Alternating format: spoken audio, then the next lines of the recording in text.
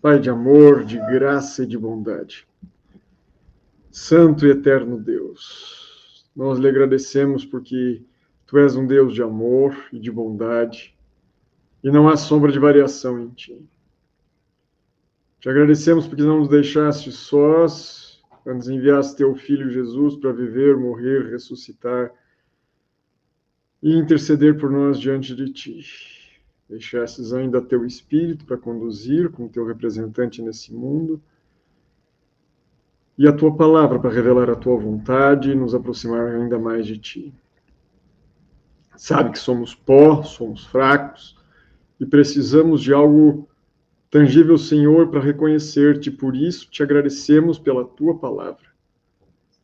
Ajuda-nos, ó Pai, a prosseguirmos com uma fé verdadeira, não termos presunção e sermos realmente transformados à semelhança de Cristo. Sou pó, sou pecador, Pai. Tem misericórdia de mim. Uma vez mais, me constitui Teu mensageiro nesse momento, bem como a mais amigos que logo estarão ocupando esse lugar. Mas, acima de tudo, Senhor, que o Teu Espírito seja conosco, com cada um de nós, para aprender, para ensinar, para interagir, para sermos instrumentos Teus.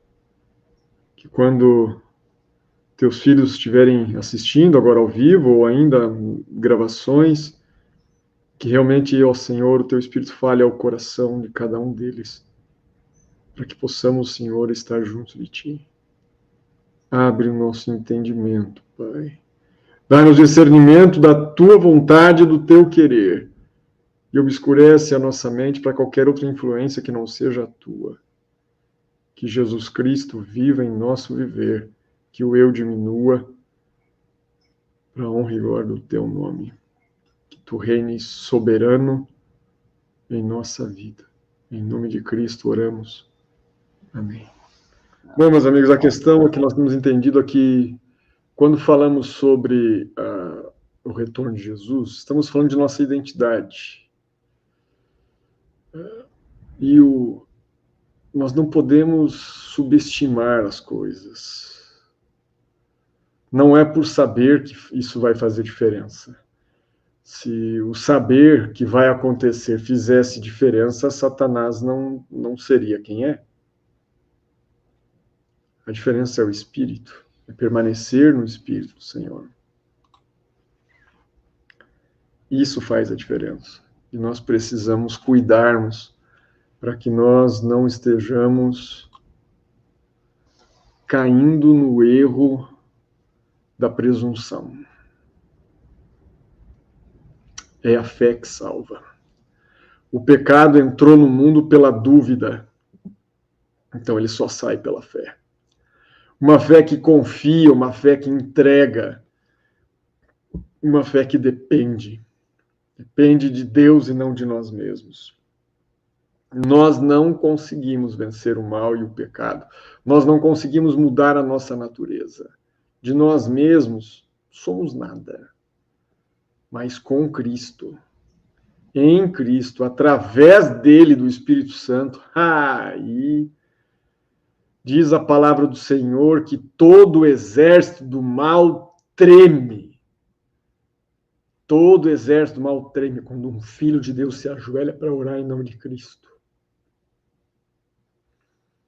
Aí nós somos transformados nele, no amado, em mais do que vencedores. Aí não é vencer o mal, é mais do que vencedores. É ter a natureza, ser coparticipante da natureza divina. Isso é tremendo. Liberto das paixões e corrupções que há no mundo. Isso é 2 Pedro 1, versos 3 e 4, tá? Se você não sabe, tá lá, tá mencionada a referência para você. A gente vai conversar hoje sobre o livramento dos justos. Jesus Cristo morreu para nos salvar. Nos salvar do que se a gente ainda está nesse mundo desgraçado? Nos salvar de nós mesmos. Nos salvar do juízo do Senhor, porque Ele é certo. Não há como haver retorno do homem ao estado inicial sem que o juízo venha. E vem para quê? Ele vem para nos condenar, porque nós somos pecadores, miseráveis. Condenados estamos. Não ache que você vai ser considerado inocente, porque você não vai. Nem eu, nem você, nem ninguém. Somos culpados. Porém, o nosso Senhor Jesus Cristo, em sua infinita graça, bondade e misericórdia, ele pagou o preço por nós. E não apenas pagou o preço para nos salvar, ali naquela cruz, a morte eterna, porque o salário do pecado é a morte, mas ele continuará preso numa forma humana por toda a eternidade, por amor de você e de mim. Quem pagou o maior preço? Aquilo que Deus tem preparado para os homens, olho algum jamais viu, ouvido algum jamais ouviu. Nós não vamos. A gente vai até lembrar, faz parte da missão lembrar, mas vai ficar completamente ofuscado na glória do reino de Deus. Absurdamente ofuscado. Isso aqui é nada perto da maravilha do livramento que Deus quer nos dar. Eis que o Senhor sairá do seu lugar para castigar os moradores da terra por causa da sua iniquidade. Glorioso será o livramento dos que pacientemente esperam pela sua vinda, cujos nomes estão escritos no livro da vida do Cordeiro. Sim, meu amigo, já desde o ano 325, da nossa era, no credo de Nicéia, ainda que não fez tanto estrago mesmo em relação a isso, Constantino. Constantino até tinha lá sua dificuldade, alguns historiadores que o homem era até analfabeto. Fez um bocado de nhaca, mas no credo ele manteve. Ele virá para julgar os vivos e os mortos.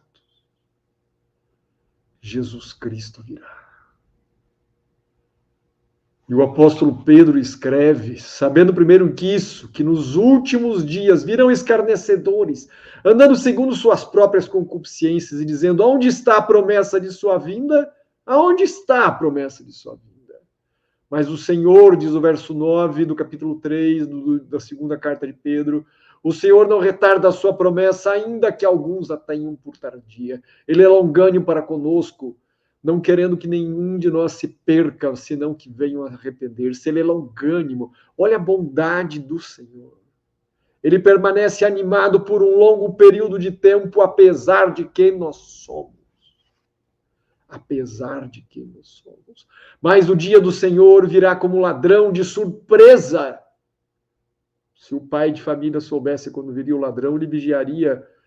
Mas o vinda do Filho do Homem virá como ladrão, no qual os céus passarão com estrepidoso estrondo, e os elementos ardendo se desfarão, e a terra e as obras que nela há se queimarão. Havendo, pois, de perecer todas essas coisas, que pessoas vos convém de ser em santo trato e piedade, aguardando e apressando-vos a vinda do dia de Deus, em que os céus em fogo se desfarão e os elementos ardendo se desfarão. Nós aguardamos a sua vinda, a sua glória, novo céu e nova terra, aonde habitam a justiça. Eu já perdi as contas, eu já achei várias fontes aí sobre quantas vezes a Bíblia fala do retorno de Cristo. Estou trazendo para vocês uma referência do Bíblia Fácil. 1845 vezes, mas já vi que são 2.500, uns já falaram em 3. Eu não contei um por um, tá? Mas é muito. É, sem sombra de dúvida, a bendita esperança, o dia do Senhor. A coisa vai mudar. Irmãos, não tenham dúvidas, nós seremos absurdamente derrotados nesse mundo. A vitória não será nossa. A vitória será do cavaleiro, do cavalo branco. Aquele de Apocalipse 19. Essa será a vitória. Eis o Senhor que nós aguardávamos. Eis o Senhor que nós aguardávamos. Quando a proteção das leis humanas for retirados os que honram a Deus, haverá nos diferentes países. Deixa eu acompanhar isso aqui porque fica uma barra bem em cima ali. Deixa eu acompanhar isso aqui. Acabei de achar uma falha no tal do StreamYard. Não gostei. Mas vamos embora. Quando a proteção das leis humanas for retirada dos que honram a lei de Deus, haverá nos diferentes países um movimento simultâneo com o fim de destruí-los. Aproximando-se o tempo indicado do decreto, o povo conspirará para desarraigar a odiada seita. Alguns nas celas das prisões, outros escondidos no retiro solitário das florestas, nas montanhas, pleiteiam ainda a proteção divina. É nesse momento, na hora de maior aperto, que o Deus de Israel intervirá para o livramento dos seus escolhidos. Deus irá agir para o livramento dos seus escolhidos. Esse é o nosso Deus. O dia do Senhor deve ser um dia de trevas para os ímpios, mas um dia de alegria para aqueles que amam a sua vinda. Só se alcançaria, porém, a plena compreensão da segunda vinda após o primeiro advento do Salvador, senão o que existiria para nós? Existiria nada, absolutamente nada. O próprio Jesus predisse o seu retorno. Isso foi confirmado pelos anjos quando testemunharam diante dos discípulos que esse mesmo Jesus que viram subir virá outra vez dessa mesma forma. O apóstolo Paulo também utilizou isso, a bem-aventurada esperança. Sim, a bem-aventurada esperança. O próprio Jesus diz que apareceria a segunda vez para os que aguardam para a salvação. Esse é o nosso Deus. Todos os autores do Antigo Testamento, muitos deles, assim como Deus libertou o seu povo do Egito, assim também eles libertaria do cativeiro desse mundo no dia do Senhor. O dia de Yahweh, acho que é assim que se pronuncia. O tema central da escatologia, da doutrina, o escatom do Antigo Testamento é a vinda de Yahweh. Os profetas usam com frequência expressões naquele dia, naqueles dias, nesse tempo, quando virá a salvação. O dia de Yahweh é aguardado como um acontecimento decisivo na história, com mudanças tanto em nível sociopolítico quanto cósmico. Todo o universo vai mudar. A vinda Yahvé, para facilitar, para não errar aqui, iniciará uma nova criação. Por ser o Criador, Yahweh é também o Senhor da história e aquele que colocará um fim nela. Tremendo isso. É um acontecimento histórico. Não é uma vinda além do tempo, mas é uma incursão de Deus na história. Não é uma coisa paralela que vem só para alguns enquanto a história está seguindo. Não é uma coisa que vem escondido, não. É uma intervenção, do mesmo jeito como foi nos dias de Noé, uma intervenção mundial. Assim será na vinda do Filho do Homem. Ele virá para intervir e mudar a história desse mundo e de todo o universo. Essa vinda é tanto feliz quanto terrível. Sim, é uma vinda grandiosa. Deus vem finalmente cumprir a promessa do escatom, do tempo do fim, dos últimos acontecimentos. Todas as outras vindas são garantias do último advento.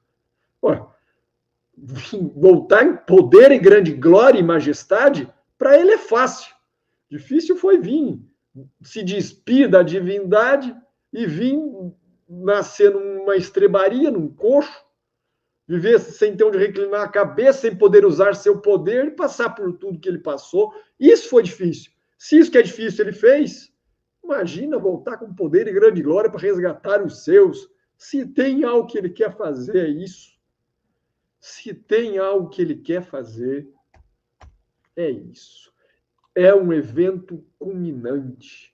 Os profetas apresentam como o dia da escuridade e densas trevas, o dia de ira e indignação, dia de angústia e alvoroço, dia da vingança. Minha é a vingança, diz o Senhor. Dia do castigo. Sim, meus amigos. Jeremias sintetiza os desastres sofridos por Israel e pela nação na trilogia espada, fome e pestilência. São sinônimos de juízo, sinais do juízo de Israel, antecipando o último dia de Yahweh, que arderá como fornalha. O último dia não constitui um acontecimento localizado do qual se possa escapar, mas todo o planeta será afetado pela vinda do Todo-Poderoso. Um dia de juízo, os profetas enfatizam o conteúdo ético da vinda dele. O Senhor Todo-Poderoso vem para julgar seu povo e as nações. Vem para condenar a infidelidade para com a sua lei, que tem sido tratada com desprezo, e para restabelecer a justiça. Sim, para restabelecer a justiça. Será, sem sombra de dúvida, um dia de juízo. Deus recompensará cada um conforme as suas obras, e todos os malfeitores queimarão como palha no dia da sua vinda. Mas se Yahweh é o santo de Deus que pune o pecado, também é o Deus da misericórdia que perdoa e salva. Os que se arrependem e entram em aliança com ele receberão salvação. Um remanescente será salvo. E há a escolha do remanescente. Amós menciona e descreve o remanescente como duas pernas, um pedacinho da orelha, resgatados da boca do leão, um tição arrebatado da fogueira. Para Isaías resta apenas 2 ou 3 azeitonas no sacudir da oliveira. Um remanescente, um restolho, um pequeno povo. Apenas um pequeno povo. Ao dar o filho, Isaías deu ao nome do filho, um remanescente volverá. Isaías expressa a noção de que só um remanescente será salvo, os que permanecem fiéis à aliança do Deus Todo-Poderoso.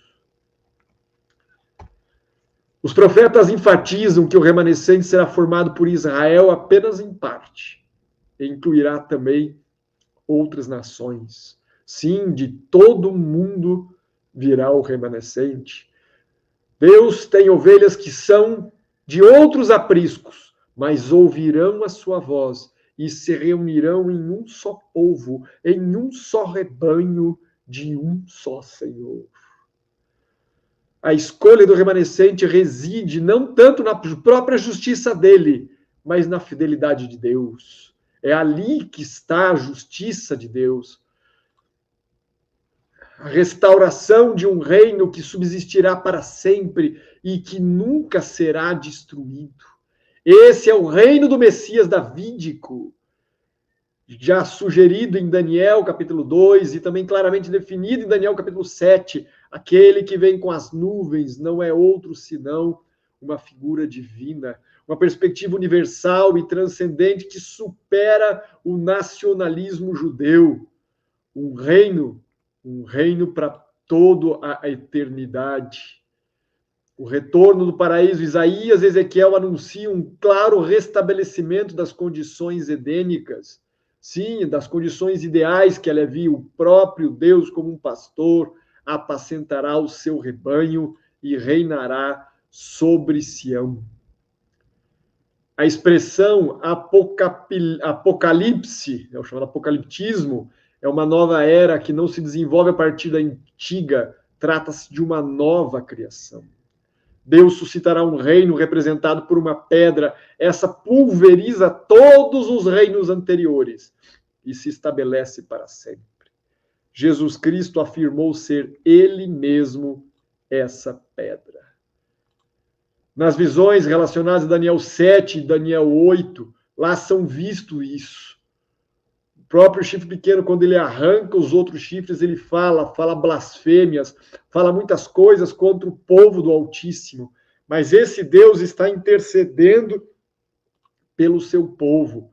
E em tempo oportuno, Daniel vê nas suas visões da noite, que ele vinha, o filho do homem vinha como as nuvens do céu e dirigiu-se ao ancião de dias e fizeram chegar até ele. E foi-lhe dado o domínio, a honra, o reino, para que todos os povos, nações, línguas o servissem.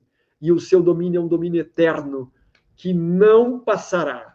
O seu reino tal que nunca será destruído. Mas aos santos do Altíssimo, eles receberão o reino e possuirão para todo sempre, de eternidade em eternidade. Parousia é um outro termo do Novo Testamento destinado para descrever o retorno de Cristo. No mundo helenístico, lá naquele tempo, parousia tinha uma dupla conotação. Significava tanto a presença como a chegada que preenchia a ausência. O cristianismo se apoderou desse significado. A expressão o dia do Senhor, como o equivalente de parousia, é mencionado nas Escrituras. Parousia passou a ser um termo escatológico associado ao dia de Yahweh do Antigo Testamento. Parousia destruirá tanto os principados e potestades hostis, inclusive Satanás, o maligno e a própria morte. Epifania é um outro termo usado para explicitar o retorno de Cristo. No grego, tem a ver com mostrar, aparecer, tem a ver aí também na parte como substantivo, como aparição, revelação. O verbo se refere à luz que brilha nas trevas, e as outras significações, né, que aparecem, o caráter visível e perceptível da graça e do amor de Deus na pessoa do nosso Senhor Jesus Cristo. O termo Apocalipse, que tem a ver com revelação, o Apocalipse tem a ver com algo que antes estava escondido, mas agora é uma manifestação, está claro. Ele também é um termo que muitas vezes é usado no Novo Testamento para significando, né, para se referir ao retorno do nosso Senhor Deus. E aí, será secreto esse arrebatamento? Quando Jesus prometeu aos seus discípulos, eu voltarei, ele criou uma esperança que tem ardido no coração por quase todos os cristãos por 2000 anos. E raras vezes, desde o primeiro século, tem essa esperança queimado mais intensamente nos corações do que hoje. Raras vezes. Segundo a Bíblia, um momento terrível de angústia, muitas vezes chamado de tribulação, terá lugar na Terra pouco antes da segunda vinda de Cristo. Por quase 1800 anos, os cristãos acreditavam que todo o povo de Deus iria passar por essa tribulação.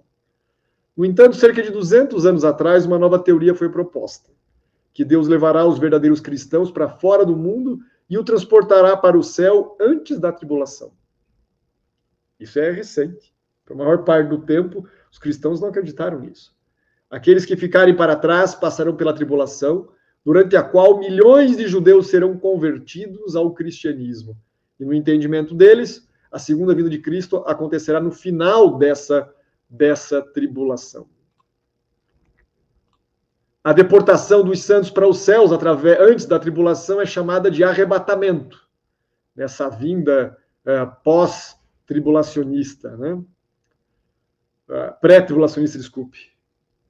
Segundo os que defendem essa teoria, o arrebatamento será secreto no sentido que, num primeiro momento, ninguém vai saber se ele ocorreu.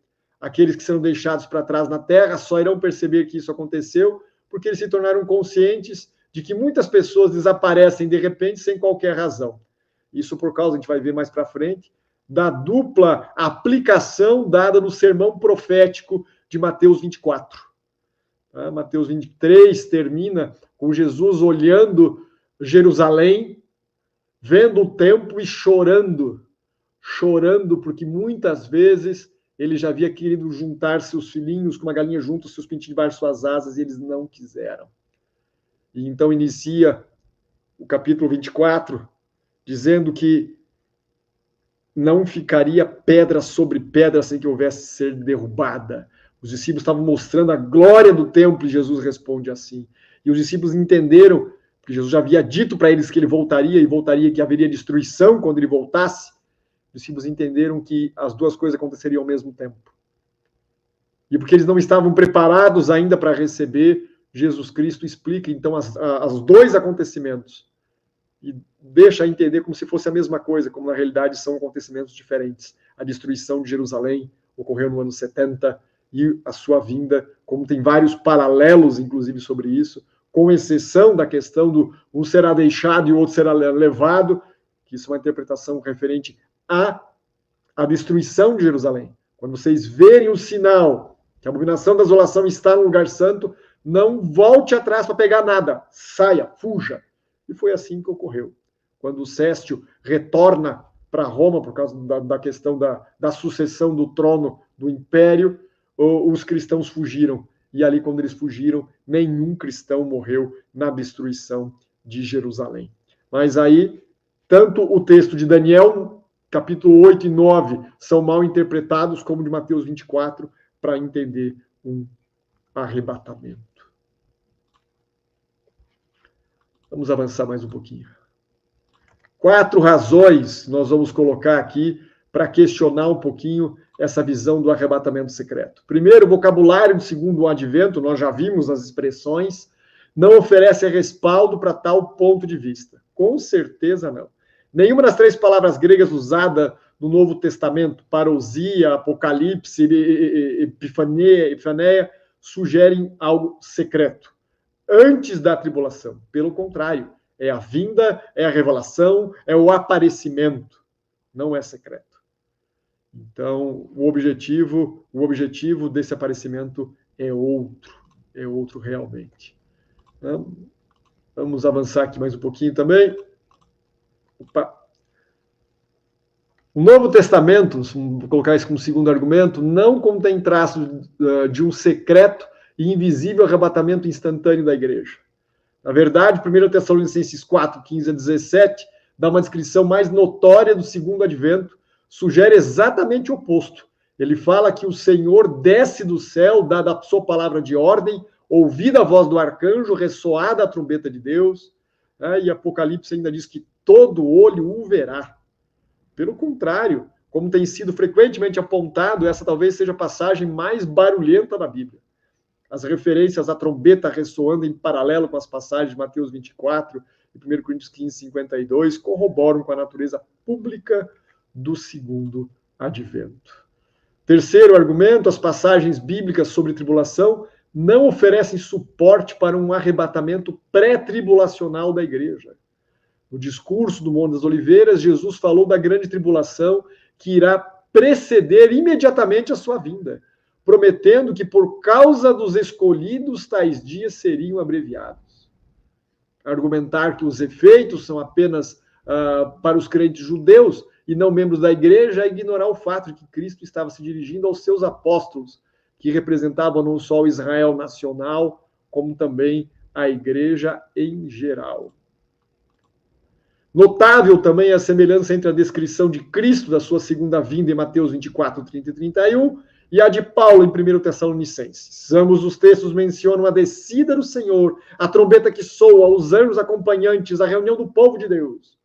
No entanto, os pré-tribulacionistas dizem que a passagem de 1 Tessalonicenses descreve o arrebatamento antes da tribulação. Mas o paralelo é muito claro. A passagem de Mateus descreve a segunda vinda de Cristo após a tribulação.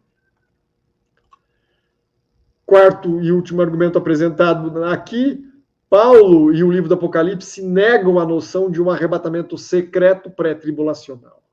Em 2 Tessalonicenses 2, Paulo refutou o equívoco que era predominante entre os cristãos de Tessalônica.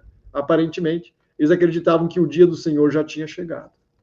Se Paulo esperasse que a igreja fosse arrebatada desse mundo antes da tribulação causada pelo seu aparecimento do anticristo, ele dificilmente teria ensinado aos crentes que teriam tal evento antes da vinda do Senhor.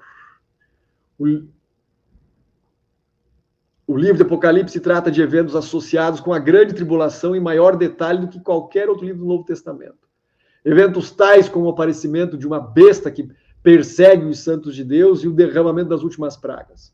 Embora João descreva esses eventos tribulacionais em grande detalhe, ele nunca menciona ou sugere um advento de Cristo secreto ou pré-tribulacional para levar embora a igreja. Ele não faz isso. O alvo dele não é esse. O fato é que Apocalipse descreve a igreja como sofrendo perseguição por poderes satânicos durante a tribulação final, mas não como sofrendo a ira divina. Como os antigos israelitas desfrutam da proteção de Deus antes das 10 pragas, assim o povo de Deus será protegido quando a ira cair sobre os ímpios. Essa é o retorno, é assim que Deus deseja que a igreja entenda. Por fim, o povo de Deus será resgatado pelo glorioso retorno de Cristo.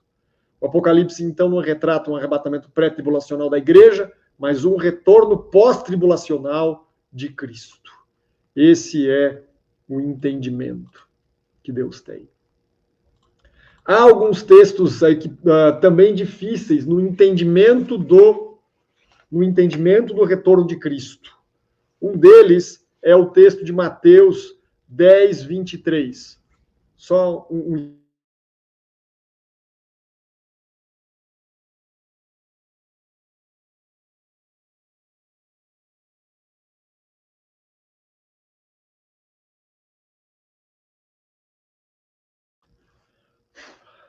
Em Mateus 10, 23, nós lemos que os discípulos não acabariam de percorrer as cidades de Israel até que venha o Filho do Homem. Sim, dá para entender isso como sendo um texto difícil de explicar, porque já estamos há 2000 anos. A questão não eram necessariamente aqueles discípulos. Os discípulos poderiam ser todos aqueles que já haveriam de crer por causa de sua palavra. E as cidades de Israel não necessariamente apenas era Israel literal do tempo de Cristo, mas sim as cidades do povo de Deus ao longo de todo o mundo. Se entendermos isso, fica mais fácil esse entendimento. Esse entendimento com certeza aí a respeito disso. Então, vamos avançando um pouquinho. Mateus 16 também é um outro texto que pode ser alegado, ligado à questão do retorno de Cristo. Diz assim: alguns dos que aqui se encontram, que de maneira nenhuma passarão pela morte, até que vejam vir o Filho do Homem no seu reino.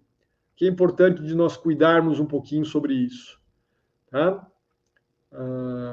Para os pais da igreja e muitos eruditos ao longo dos séculos, Jesus se referia na sua transfiguração. Inclusive, Mateus 17:1 deixa mais claro isso. Jesus anuncia a sua morte e expõe o custo do discipulado para os seus seguidores. Depois os incentiva, ratificando a certeza da sua vitória gloriosa. Alguns veriam a glória dele em seu tempo de vida. Mateus observa imediatamente que a transfiguração ocorreu apenas 6 dias depois desse anúncio. Os discípulos foram testemunhas oculares da majestade de Jesus. Isso é muito confirmado, por exemplo, em Pedro. A transfiguração apresenta determinadas características em comum com a segunda vinda de Jesus. Ela ocorre em um lugar alto e é acompanhada por uma nuvem luminosa. Assim também será na vinda do Filho de Deus. Outro texto que muitas vezes gera certa confusão, Mateus 24, 34. Em verdade vos digo que não passará essa geração sem que tudo isso aconteça. O equívoco está na interpretação da palavra geração. A palavra geneia, que é a palavra utilizada ali no grego koiné, pode se referir à posteridade, ou a um tempo entre o nascimento de um pai e seu filho. Ela também designa uma era ou um período de tempo. Geração obstinada e rebelde, diz Salmo 78. Ela não se limita a um grupo etário, apenas a umas pessoas que tinham ali uma determinada idade. Então, há uma harmonia nesse entendimento. Mateus 24, 34, Jesus está falando dos eventos finais. Assim, a geração temporal seria a dos que vivem no tempo do fim, e não daqueles a quem Jesus estava se dirigindo naquele momento. O Senhor era profeta, mas a respeito daquele dia e hora ninguém sabe, nem os anjos do céu, nem o Filho, senão o Pai. O próprio Jesus disse que não haveria uma demarcação de tempo quanto ao seu retorno. No verso de Marcos, desse sermão profético, não resta dúvida, não haveria um tempo. Ele disse, ainda não é o fim. Essas coisas são apenas os princípios das dores. É necessário que o primeiro que o evangelho seja pregado a todas as nações. Aquele, porém, que observar até o fim será salvo. Então, falando para eles, mas não dizendo que seriam eles. Eles estavam representando os demais eleitos. Os eleitos seriam reunidos dos 4 ventos da extremidade da terra até a extremidade do céu. Ou seja, o resultado era do evangelho, a pregação do evangelho seria mundial. Vamos conversar um pouquinho agora a respeito aí sobre esse momento do retorno de Jesus. Quando vier o Filho do Homem, diz o texto escriturístico, quando vier o Filho do Homem, na sua majestade, todos os anjos com ele, então assentará no trono da sua glória. Assim será a vinda do Filho do Homem. Ele virá, portando a foice na mão para poder colher, com o cetro e majestade, com a coroa e com todos os anjos do céu. Haverá silêncio no céu por meia hora, por causa que todos os anjos vieram com o Senhor Jesus. Todos os anjos. É algo muito real, meus amigos. Nós estamos aqui aguardando a bendita esperança e a manifestação da glória do nosso grande Deus e do nosso Senhor Jesus Cristo. Da mesma maneira como vimos que ele ascendeu aos céus, assim também será na vinda do Filho do Homem. Então aparecerá no céu um sinal do Filho do Homem. Todos os povos da terra se lamentarão e verão o Filho do Homem vindo sobre as nuvens do céu com poder e grande glória. Porque assim como o relâmpago, assim como ele sai do ocidente e se mostra, sai do oriente e se mostra até o ocidente, assim há de ser a vinda do Filho do Homem. Sim, será pessoal, visível, porquanto o Senhor mesmo, dada a sua palavra de ordem, ouvida a voz do arcanjo, ressoada a trombeta de Deus, descerá, então, ali, finalmente, os anjos e levarão os ressuscitados ao encontro do Senhor nos ares, porque os mortos em Cristo, eles ressuscitarão primeiro. Quando Jesus vier, a primeira ressurreição, a ressurreição dos salvos, ela acontecerá, as sepulturas serão abertas, e os queridos, aqueles que morreram em Jesus, bem-aventurados aqueles que morreram em Cristo, fala Apocalipse. Então, eles verão mais uma vez a Deus face a face, pois estarão ressuscitados. Depois, nós, os que ficarmos vivos, seremos arrebatados juntamente com o Senhor. Literalmente, seremos transformados no abrir e fechar de olhos. O que é corruptível se revestirá de corruptibilidade, e o que é mortal se revestirá de imortalidade. E então iremos para o encontro do Senhor nos ares, e estaremos para sempre com o Senhor. Que maravilha será estar para sempre com o Senhor Jesus. Será num momento, num abrir e fechar de olhos, muito rápido. Essa natureza corruptível será transformada e tragada será a morte na vitória. Ele enviará os seus anjos com grande clangor de trombeta para então realmente operar o livramento. Reunirá os seus escolhidos dos 4 ventos de uma outra extremidade dos céus para si o seu troféu. Jesus Cristo virá de que forma? Ele virá no céu, sobre as nuvens, não colocará os pés nesse mundo, com poder e muita glória, com todos os anjos do céu consigo. E o que acontecerá com os ímpios? Eles vão dizer aos montes e aos rochedos: caí sobre nós e escondei-nos da face daquele que assenta no trono e da ira do Cordeiro. Quando isso vai ocorrer, nós não sabemos. Daquele dia e hora ninguém sabe, nem os anjos no céu, nem o Filho, apenas o Pai. Naquele dia se dirá: eis este é o nosso Senhor, ao qual aguardávamos. E ele nos salvará. Este é o Senhor a quem aguardávamos, a sua salvação exultaremos e nos alegraremos. Por isso, Por isso, então, ficai também vós apercebidos, porque a hora em que não cuidais, nessa hora o Filho do Homem viria. Nós vimos aqui nessa vigília, se fosse revelado ao ser humano mais detalhes sobre o tempo, seria sobre o retorno de Cristo. Porém, nós não estaríamos prontos para isso. Então, são sinais prodigiosos que nós temos que entender. Há um tempo, há sinais no retorno de Cristo. Como eu já mencionei, o Senhor Jesus, ele não nos deixou sem saber. E ali, olhando no Monte das Oliveiras, vendo o templo que seria posteriormente destruído, ele menciona isso, não ficará pedra sobre pedra. E ele deixou ali os sinais, por exemplo, sinais políticos, que falariam de guerras e rumores de guerras, né? Sinais que mostram que o número de guerras é o maior já existente de toda a história do mundo. Agora, desenvolvendo em 2023, início de 2024, existem mais de 8 grandes conflitos no mundo. Haveriam sinais econômicos que falariam de fomes. E sim, há muita fome no mundo. Tá? Mais uma em cada 5 pessoas em 59 países enfrentam insegurança alimentar. O número de pessoas ameaçadas pela fome chegou a 281 milhões no ano passado. Um recorde desde que isso é contabilizado. Haveriam sinais ainda também econômicos de epidemias ligadas à saúde em vários lugares. Sinais morais, nos fala o texto de Timóteo. Sabe, porém, isso nos últimos dias sobrevirão tempos difíceis, porque os homens serão egoístas, avarentos, orgulhosos, arrogantes, blasfemadores, desobedientes aos pais, ingratos, irreverentes, desafeiçoados. Haveria, inclusive, muito crime, muita imoralidade. Seriam mais amigos dos prazeres do que amigos de Deus. Nós devemos, portanto, reconhecer e nos afastarmos também destes. Haveria ainda sinais no mundo natural. O texto bíblico fala que na segunda vinda de Cristo seria precedida por um grande terremoto. Nós vamos daqui a pouco conversar um pouquinho sobre o terremoto de Lisboa, bem como os sinais cósmicos no Sol, na Lua e nas estrelas. Nós entendemos que esses sinais já se cumpriram, meus amigos.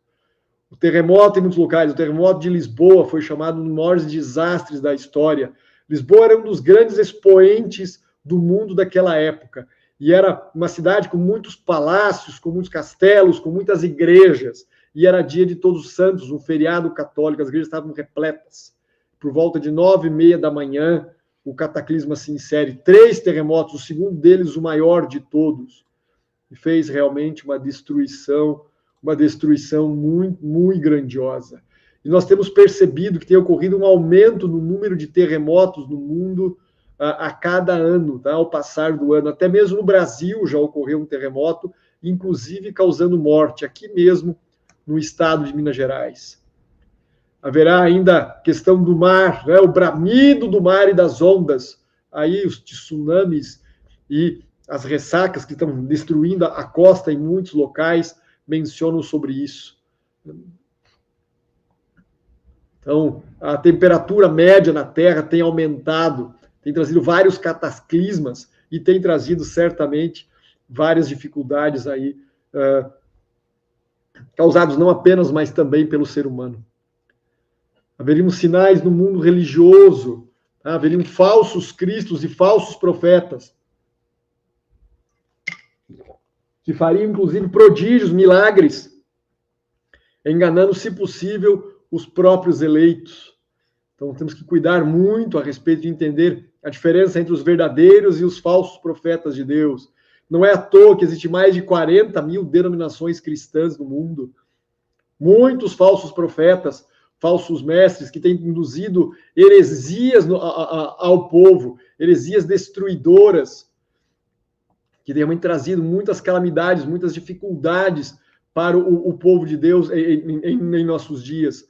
Movidos pela avareza, farão um comércio de vós, palavras fictícias para eles, juízo lavrado a longo tempo, não tarda e a sua destruição não dorme. Jesus Cristo virá para fazer justiça ao seu povo. Paulo fala de um outro evangelho que está sendo pregado. Há muitos aí que estão indo para um outro caminho, para um caminho de seguindo os falsos profetas pelo mundo afora. E não é esse O desejo de Deus é que nós venhamos a reconhecer o verdadeiro evangelho, e podemos ser precavidos, prestar atenção no povo de Deus, avaliando ali, avaliando pela palavra se o que está sendo dito é realmente a palavra de Deus. Ela é a nossa segurança, ela é o nosso guia. Então, ao falar desses assuntos, como de fato costuma fazer, Paulo menciona isso, e muitas das pessoas fazem o quê? Deturpam o texto de Paulo, como as demais escrituras, simplesmente para sua conveniência. Está próximo também a destruição dele. Jesus Cristo virá para acabar também com isso, porque ele virá para fazer a vontade de seu Pai, ele virá ali para fazer a conhecida, a verdadeira doutrina e não a falsa.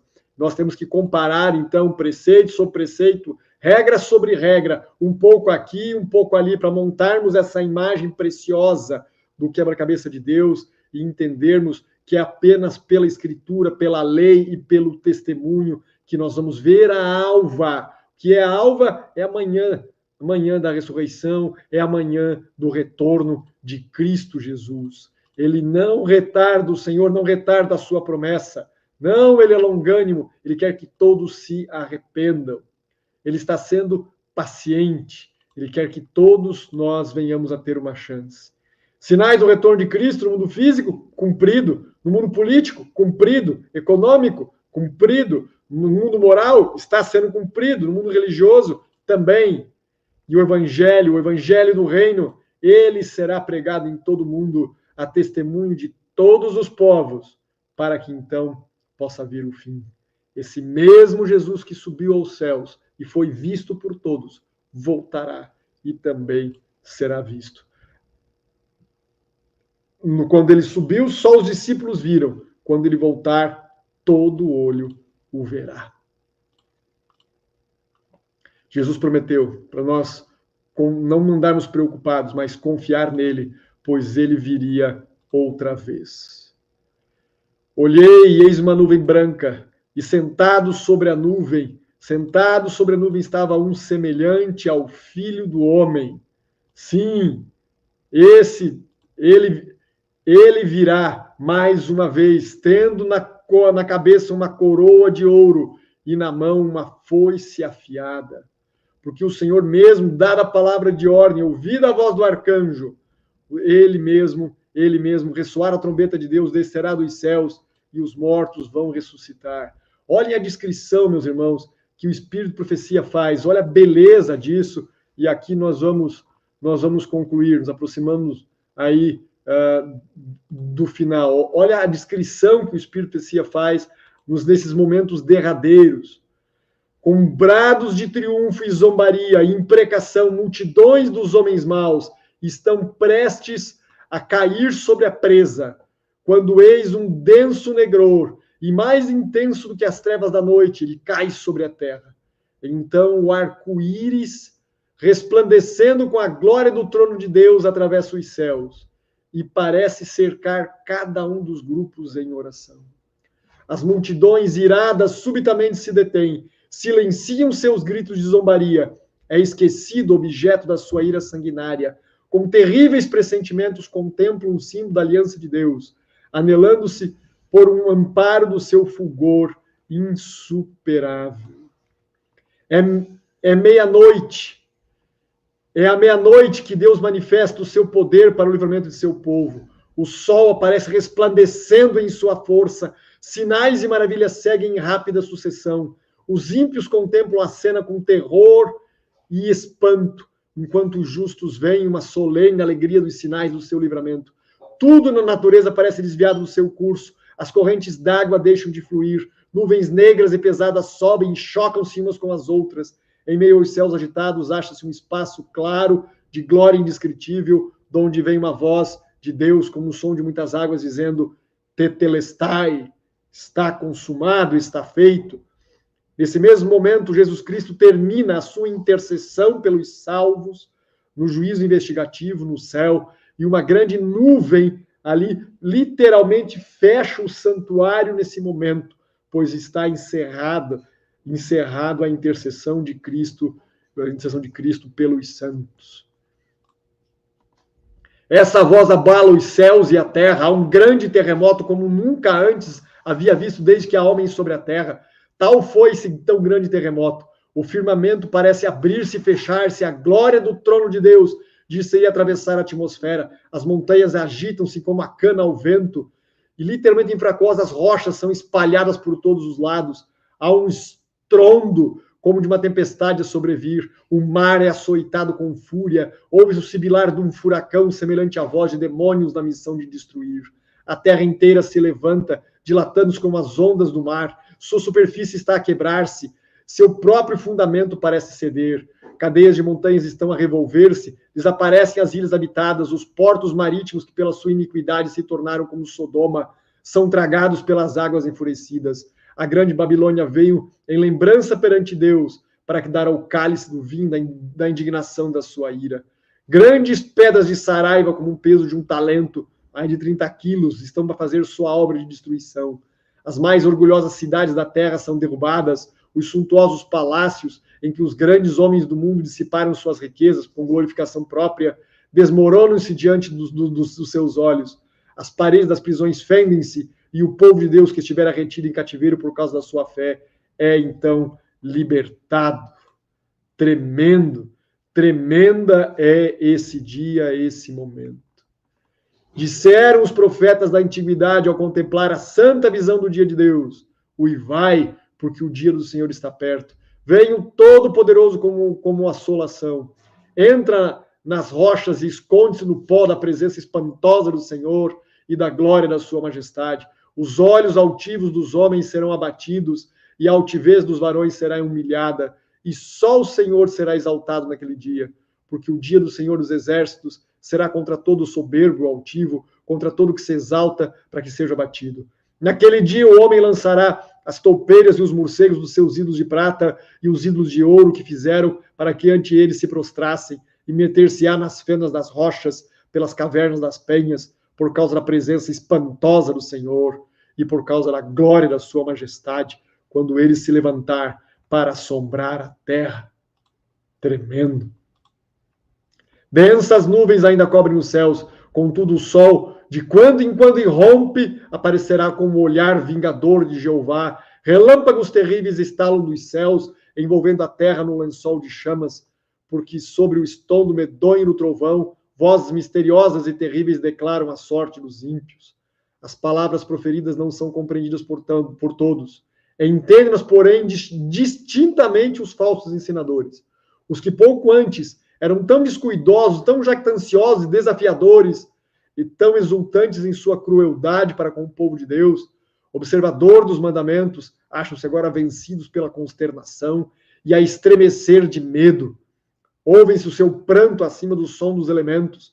Demônios reconhecem a divindade de Cristo e tremem diante de seu poder, enquanto homens estão suplicando a misericórdia e rastejando no objeto do seu terror.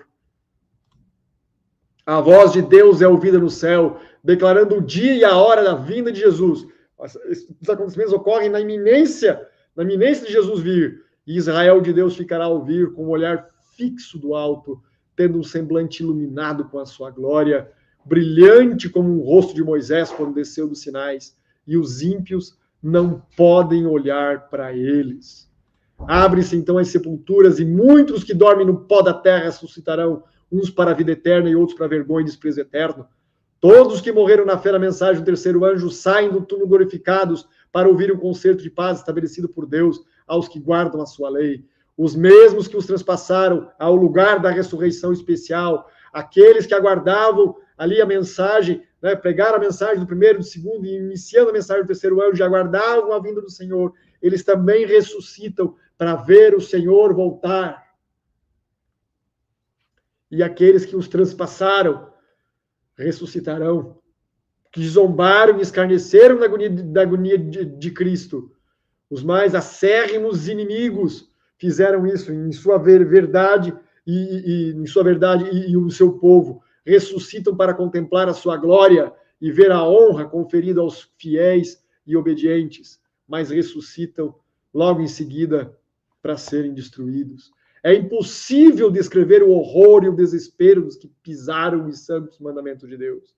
O Senhor deu a sua lei e eles poderiam haver aferido seu caráter por ela e conhecido seus defeitos, enquanto ainda havia oportunidade para arrependimento e correção. Mas, a fim de conseguir um favor do mundo, puseram de parte os seus preceitos e ensinaram outros a transgredir.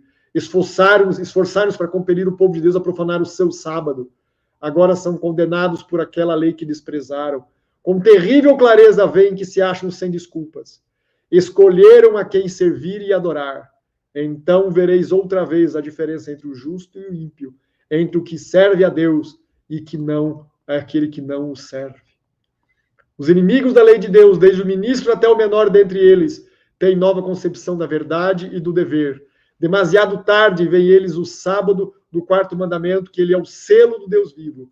Tarde demais vem a verdadeira natureza do seu sábado espúrio e o fundamento arenoso sobre o qual estiveram a construir. Acham que estiveram a combater contra Deus, e de fato estiveram. Ensinadores religiosos conduziram almas à perdição e ao mesmo tempo professaram a guiá-las às portas do paraíso. Antes do dia do ajuste final de contas, não se conhecerá quão grande é a responsabilidade dos homens no mistério sagrado e quão terríveis são os resultados da sua infidelidade. Somente na eternidade poderemos, com acerco, avaliar a perda de cada uma alma. Terrível será a condenação daqueles a quem Deus disser: retira-te, mau servo. Surge logo no Oriente uma pequena nuvem negra. Aproxime-se da metade do tamanho da mão de um homem. É a nuvem que rodeia o Salvador, e que à distância parece ser envolta em trevas. O povo de Deus sabe ser esse o sinal do Filho do Homem. Em solene silêncio, fitam-na enquanto se aproxima da terra, mais e mais brilhante e gloriosa, até se tornar grande nuvem branca, mostrando na base em sua glória semelhante a um fogo consumidor, encimada pelo arco-íris do concerto. Jesus nas nuvens avança como um poderoso vencedor, agora não como um homem de dores, para solver o amargo cálice da ignomínia e da miséria. Vem ele agora vitorioso no céu e na terra para julgar os vivos e os mortos. Fiel e verdadeiro, ele julga e peleja em justiça. E seguiram-lhe os exércitos do céu, todos os anjos do céu com ele. Com antífonos na melodia celestial, os santos anjos em vasta e inumerável multidão acompanham no seu avanço. O firmamento parece repleto de fontes radiantes, milhares de milhares, milhões de milhões. Nenhuma pena humana pode descrever essa cena. Mente alguma mortal é apta para conceber o seu esplendor. A sua glória cobriu os céus, e a terra encheu-se do seu louvor. E o seu resplendor era como a luz. Aproximando-se ainda mais a nuvem viva, todos os olhos contemplam o príncipe da vida. Nenhuma coroa de espinhos agora desfigura a sagrada cabeça, mas um diadema de glória repousa sobre a sua santa fronte. O semblante divino irradia o fulgor deslumbrante do sol meridiano. E no vestido e na sua coxa tem escrito este nome: Rei dos Reis e Senhor dos Senhores. Antes de entrar na cidade, o Salvador concede aos seus seguidores, porque foram levados consigo até as mansões celestiais. Antes, o Salvador concede aos seus seguidores os emblemas da vitória. Conferidos pelas insígnias da sua condição real, vão receber coroas da mão do próprio Cristo. As fileiras resplandentes são dispostas em forma de um quadrado aberto, e no centro, e em redor de seu rei, que se ergue majestosamente muito acima dos santos anjos, e de cujo rosto irradia benigno e amor a todos. Por toda a hoste inumerável dos resgatados, todos os olhares se acham fixos nele. Todos os olhos contemplam a glória daquele cujo parecer estava tão desfigurado, mais do que qualquer outra criatura, e a sua figura mais do que a dos filhos dos homens.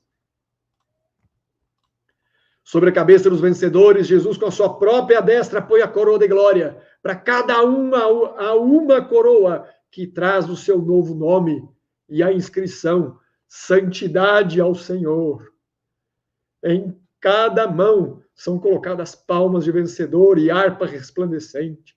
Então, a desferirem as notas dos anjos dirigentes, todas as mãos deslizam com maestria sobre as cordas da harpa. Eu vou tocar um instrumento, Senhor. Eu não toco nada, irmãos. Eu até canto alguma coisinha, mas não toco nada. E preciso de muito treino para fazer qualquer coisa ainda. Tirando suave música em ricos e melodiosos acordes, indizível arrebatamento faz fremir todo o coração, e toda a voz se ergue em grato louvor. Aquele que nos ama, em seu sangue nos lavou de nossos pecados. Ele nos fez reis e sacerdote para Deus e seu Pai.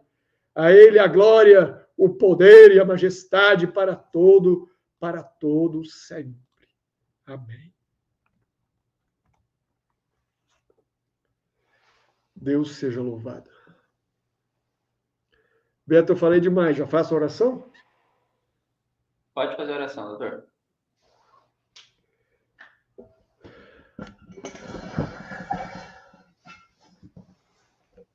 Pai de amor, de graça e de bondade, santo e excelso Senhor, nós lhe agradecemos, porque a tua palavra revela claramente o que acontecerá. Louvado seja o teu nome, pois o que nós vimos foi a tua vitória. Louvado seja o teu nome, porque quer nos fazer também vitoriosos. Ao que vencer, repete a tua palavra, por 7 vezes, ao que vencer. Em Cristo Jesus, nos fazes vencedores, Pai.